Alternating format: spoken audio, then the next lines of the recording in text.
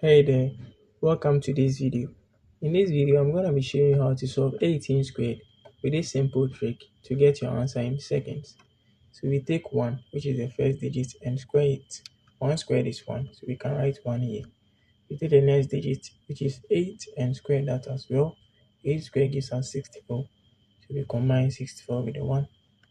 Now what can we do next? Multiply 1 by 8 and all by the exponent.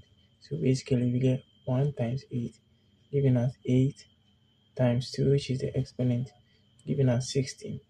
So with that we can write 1 6 and add the 0 this way. 4 plus 0 is 4. 6 plus 6 is 12. So we write 2 and carry 1 here. 1 plus 2 is us 3. So 18 squared is 324. Thanks for watching this video. Don't forget to subscribe and like, and see you in the next one. Bye bye.